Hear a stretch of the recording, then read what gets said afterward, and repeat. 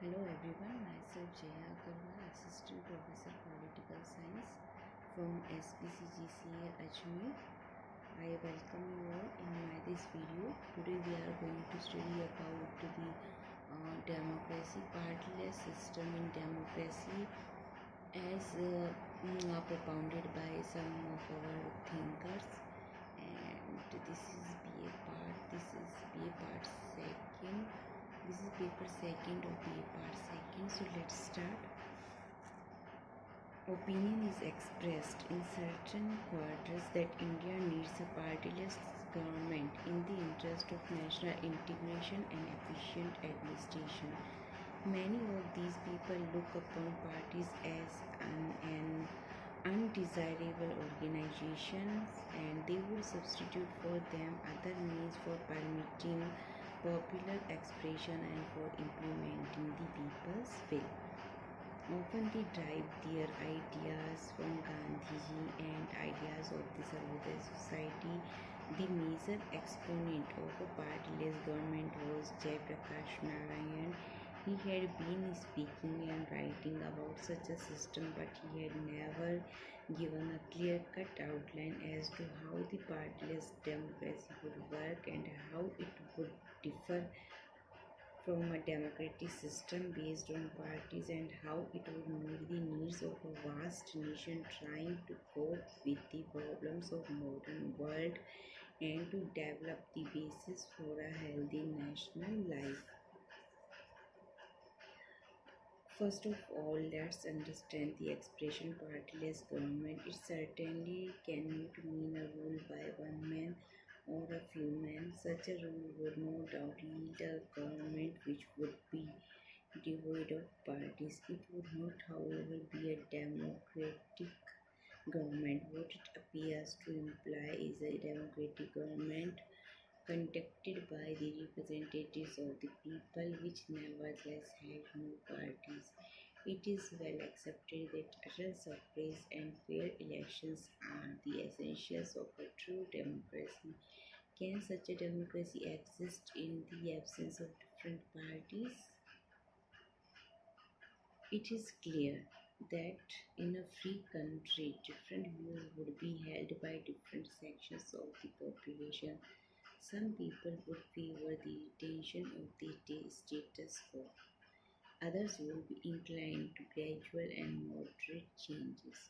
A third section may advocate a revolutionary reorganization. Parties in democratic countries seem so to be based on these differing views, inevitably held by different sections of the population. These holding similar views aggregate together into groups which constitute parties with different levels.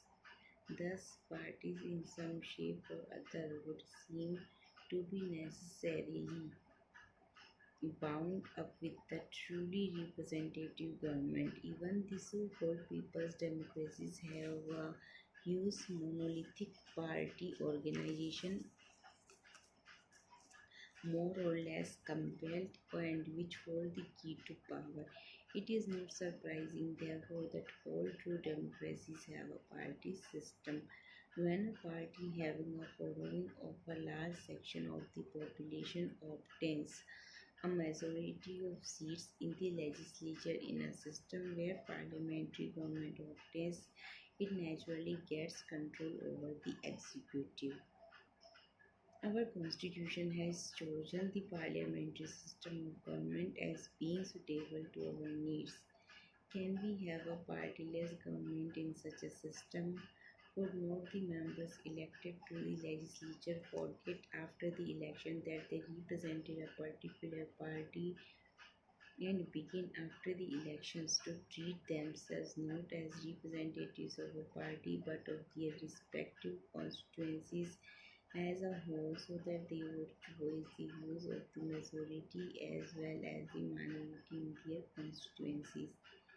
This looks to be impracticable. The idea of partyless government overlooks the fact that parties and the party system have their origin in different approaches to different problems, approaches which are not infrequently incompatible with one another. A question may be asked whether these differing groups could not, in the interests of the nation, keep aside for a time their conflicting ideologies and objectives and work together for certain common basic ends. This device could perhaps be aptly described not as a non-party government but an all-party government.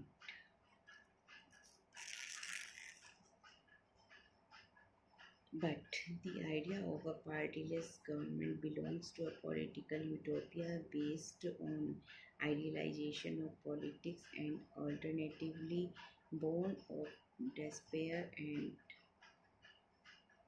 disappointment. Basically, in the Indian context, the idea of partyless government drew its substance from the fact that the Congress party basically in the Indian context, the idea of party-less government. This idea has been given by Prakash Narayan, and fundamentally speaking, a partyless government